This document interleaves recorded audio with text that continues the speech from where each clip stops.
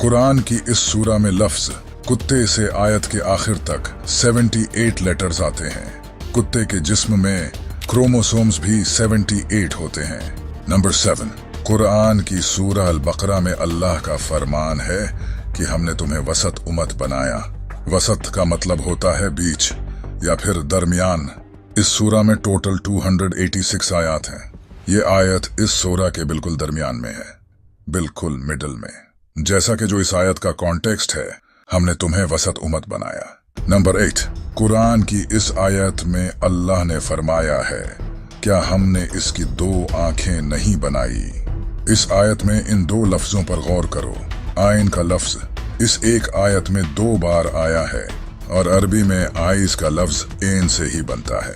यहाँ आइन का लफ्ज 2 बार आना इंसान की 2 आंखों को रिप्रेजेंट करता है, जो कि अल्लाह ने इस आयत में फरमाया है, क्या हमने इसकी 2 आंखें नहीं बनाई।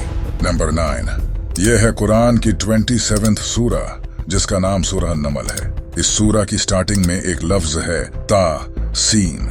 ये लफ्ज 2 लफ्जों से मिलकर बना है, ता और सीन। ये जो पहला लफ्ज है ता, ये इस पूरी सूरा में 27 बार आया है। इंटरेस्टिंग बात यह है कि इस सूरा का नंबर भी 27 है। इसी तरह ये दूसरा लफ्ज इस पूरी सूरा में 93 बार आया है और इस सूरा में टोटल आयात भी 93 ही है। नंबर 10, यह है कुरान की 32 सूरा, जिसका नाम सूरा सजदा है। इस सूरा में लफ्ज सजदा का मेंशन इस सूरा की 15 नंबर आयत में है और कमाल की बात यह है कि इस आयत में टोटल अल्फाज भी 15 ही हैं।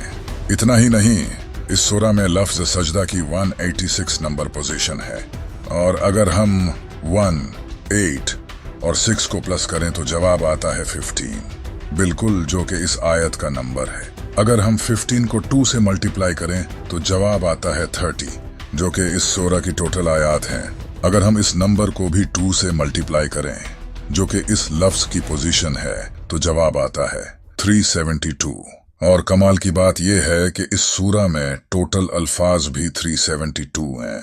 नंबर 11, ये जो नंबर आप देख रहे हो, इसे द गोल्डन रेशियो कहा जाता है। ये मैथ का सुपीरियर डिजाइन नंबर है। अगर किसी भी डिजाइन को इस रेशियो के मुताबिक बनाया जाए तो वो परफेक्ट डिजाइन बनेगा। ये नंबर इस दुनिया की बहुत सी कमाल की चीजों की बनावट में इस्तेमाल हुआ है। हमने इसे इस वीडियो में अच्छे से एक्सप्लेन किया है। कमाल की बात यह है कि यही नंबर कुरान में भी पाया जाता है। कुरान की हर सूरा की 2 मैथमेटिकल वैल्यूज होती हैं, जो कि ऑर्डर नंबर और वर्स नंबर होती हैं। इन दोनों वैल्यूज को जमा करने से सूरा की टोटल न्यूमेरिकल वैल्यूज बनती है। कुरान की सूरा की न्यूमेरिकल वैल्यूज में कुछ नंबर्स रिपीट होते हैं, जबकि दूसरे नंबर्स यूनिक होते हैं और रिपीट नहीं होते।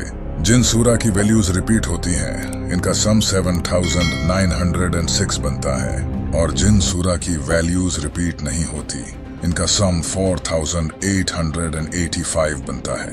अगर 7906 को 4885 से डिवाइड करें तो जवाब आता है 1.618, द गोल्डन रेशियो।